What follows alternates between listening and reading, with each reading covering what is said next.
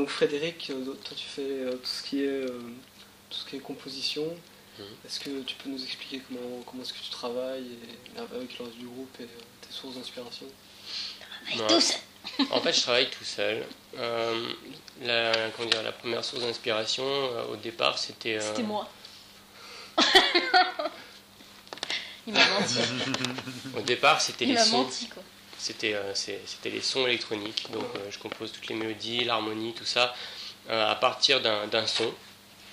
Et puis après, là, en ce moment, je reviens de façon plus basique avec une guitare, 2 accords, une mélodie qui vient dessus en chantant. Puis après, je propose tout ça, je fais une mini maquette, je propose ça à Jessica. Elle écrit son texte, ce que ça lui évoque. Et une fois que tout ça s'est ficelé, j'apporte les partitions aux garçons. Et puis après, on met ça en live. On arrange aussi, on adapte pour le live.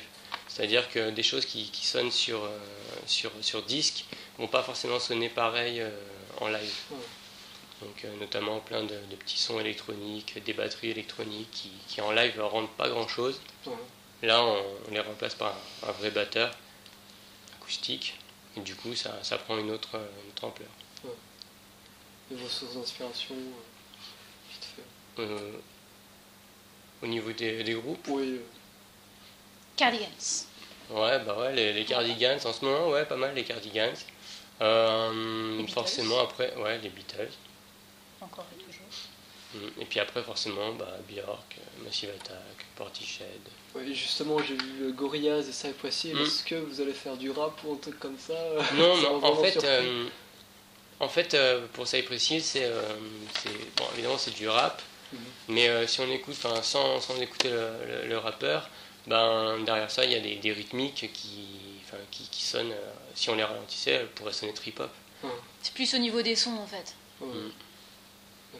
Donc, Cypress Hill, ça rentre tout à fait dans le style que j'essaie de ressortir aussi sur les machines.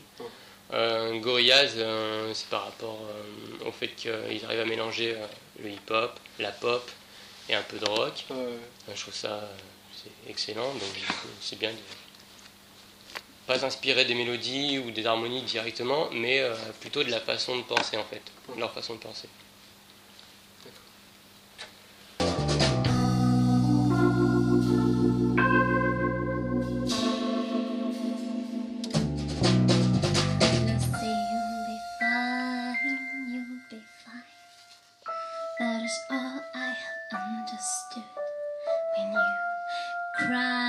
When you cry, I am everything but a fool. I'll die, I'll die the day I lose the fight.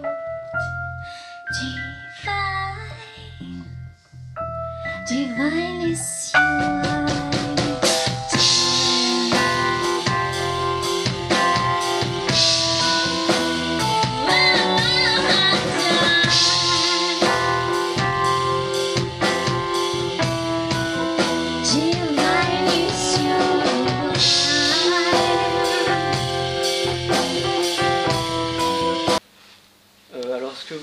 projetez toujours votre film en live? Parce que j'ai vu que... Non, le film en fait il était fait pour soit le duo, soit le trio qu'on avait avec Guillaume au départ. Et pourquoi, on m'a posé la question, pourquoi on le fait plus en fait ce film? C'est une bonne question, non? Mais j'allais y répondre. Ah pardon.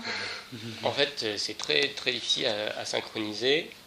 Il faudrait refaire le film, parce que le film avait été fait pour la playlist du trio, ou du duo. Et là, adapter comme on fait là, on pourrait pas. On pourrait pas l'adapter, ça serait vraiment trop compliqué. Il faudrait refaire le film, c'est compliqué. Est-ce que vous pensez le refaire un jour? C'est dans vos projets? C'est pas du tout. Par contre, moi, j'avais envie de... Parce que j'ai commencé à faire un peu... j'ai posé un film sur MySpace, des petites parties du film. Ouais. Donc ça fait un mini-clip. Donc un des morceaux qu'on faisait en live tel qu'il était en live, avec l'animation derrière. Voilà. ça peut donner une idée de ce qu'il y avait avant, quoi. Est-ce qu'il y avait moyen d'interagir comme Ezekiel?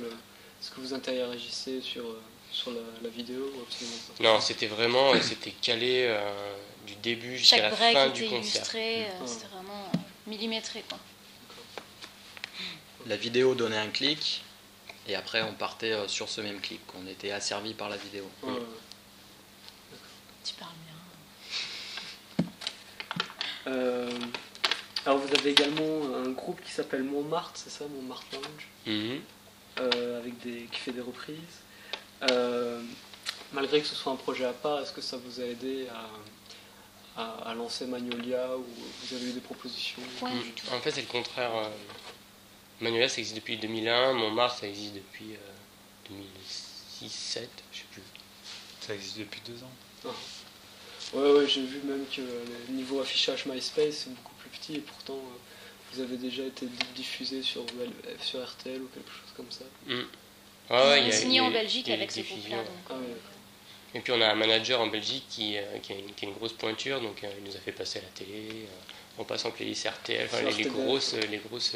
toutes les playlists de radio en fait. On a une attachée de presse. C'est un gros truc, quoi. Mais comme c'est en Belgique, on voit rien du tout. On ne sait pas ce qui se passe. C'est un peu abstrait. Est-ce que vous avez d'autres dates de concert de prévues avec Magnolia? En juin, c'est marqué sur le MySpace, c'est le 14 juin au Festival de l'Arctic Air. C'est à Domessin, je sais pas. Domessin. En Haute-Savoie. Et enfin, quels sont vos projets avec Magnolia? Là, on va après la résidence, donc on bosse avec l'agence de la Lune, qui est notre agence de tour, ouais. Et donc c'est eux qui cherchent les dates. Donc nous, en attendant, on va enregistrer l'album de manière définitive. Et puis on a un projet avec l'agence de la Lune sur une sortie exclusivement sur Internet, en fait. De Civil Vein? En fait, il s'appellera Civil Vein. Mais de ce prochain album. Mais c'est pas sûr. Ouais, c'est en bonne voie, quoi. C'est en bonne voie, mais c'est pas sûr. Écoutez, merci beaucoup. Merci à toi.